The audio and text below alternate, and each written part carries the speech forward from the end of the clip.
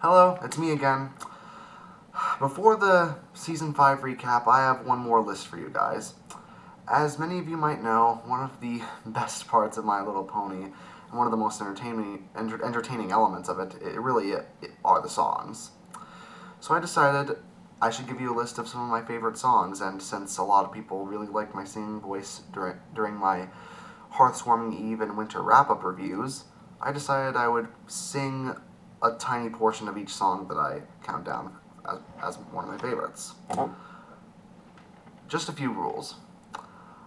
I'm really only I don't have a limit on how many songs I include per episode, but I am not including any of the Equestria Girls songs. If you want list like a top 5 of my favorite Equestria Girls songs, I'll consider it. With that out of the way, let's start the list. Number 10, Bab's Seed. Even though I have mixed opinions on One Bad Apple, I do believe that Bab's Seed is one of the highlights of the entire episode. Even though it's mainstream pop, it does really remind me of some classic musicals like Grease and Hairspray. First we thought that Babs was so really, really sweet, a new friend to have, and it seemed like such a treat. But then we found the truth, she's just a bully from the east. She went from Babs, yeah, to a bully and a beast. Everywhere we turn, she's just a step ahead. Bab's Seed, what we gonna do? We got a bully on our tail, we gotta hide, we gotta bail. Bab's Seed, if she's after you, you gotta run, you gotta flee, gotta hurry, don't you see? Bab's Seed, she's just a bad, bad seed. Okay, number 9. The Goof Off from Pinkie Pride. What can I say? Weird Al Yankovic and Andrea Libman, or Shannon Chan Kent in this case, really do work off very well together. And the reason I love this song is the exponential chaos that it brings. There are so many things popping in and out, with Cheese Sandwich and Pinkie Pie pulling out all the stops. From the weird animations, to the live action cuts, to the party cannons, to Pinkie Pie singing in Spanish. It's so chaotic that I don't think I can really sing any part of it. My apologies. You just have to see the song for yourself. Number 8, Art of the Dress. Certainly, even though I felt that Winter Wrap-Up was the first really big musical number of the series, Art of the Dress was really the song that proved to me that Daniel Ingram had perfected a single song type. And Suited for Success really was, I think it still is, the only really, really good Charlotte Fullerton episode. And this song is certainly a big part of it. Okay, if I can remember the lyrics. Yard by yard, primmed and pressed, always stress, and that's the art of the dress. Yeah, something like that.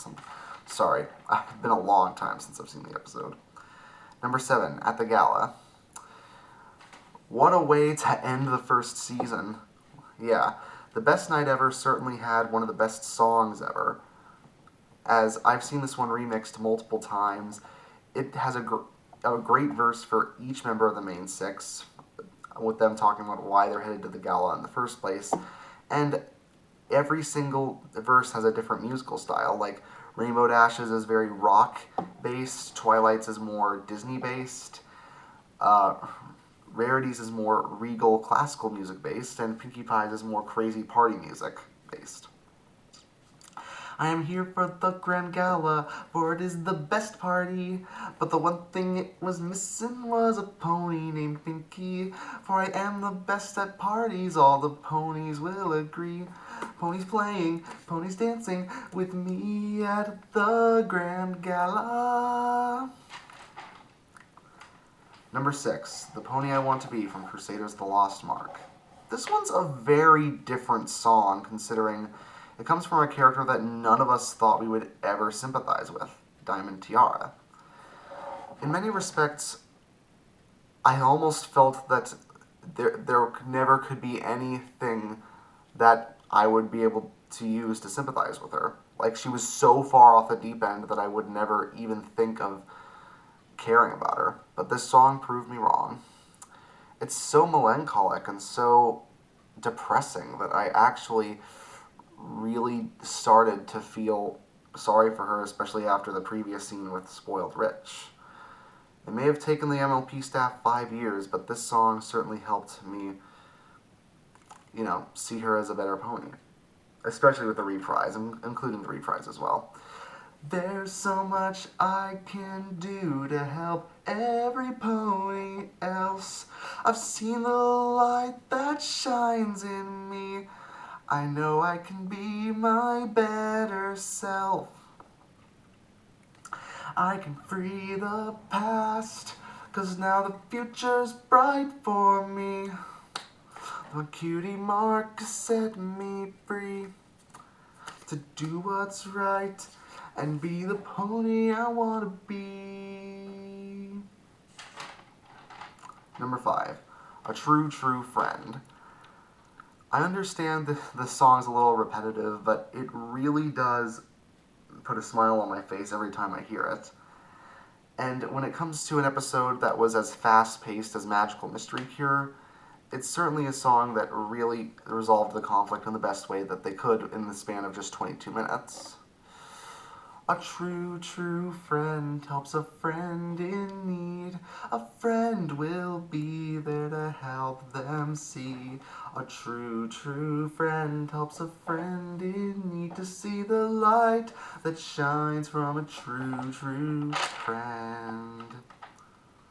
Okay, number 4, The Magic Inside. This song was truly the perfect way to end Amy Keating Rogers' writing pedigree for this series. And in my opinion, the perfect song to use for Lina Hall. Just listen. I'm here to show you who I am. Throw off the veil, it's finally time. There's more to me than glitz and glam. Oh. And now I feel my stars align. I can't do it justice Lina Hall does, though. Number 3, Friends Are Always There For You, from the Cutie Remark. In a similar fashion to Let the Rainbow Remind You, this song does a good job finishing off the season-long story arc. And in many respects, I feel that not only is this song better than Let the Rainbow Remind You, it convinced me that next season is gonna start with a bang. Because your friends are always there for you. You don't have to be the same for friendships to be true. Words of wisdom. Number 2, This Day Aria. Probably the best villain song of the entire series, and in my opinion, it's one that proved that this series could be more than what people said it was, especially with a premise that is seemingly silly as the Canterlot Wedding, a girly wedding drama turned a freaking parasitical invasion. This day was going to be perfect, the kind of day of which I've dreamed since I was small. Every pony will gather around, say I look lovely in my gown. What they don't know is that I have fooled them all. Now, before we get to number 1, I'd like to mention some honorable mentions. Winter Wrap-Up. It was certainly the first big musical number of the entire series. I personally like it, but I didn't think it was as good as some of the other songs on the list. Apples to the Core from Pinky Apple Pie.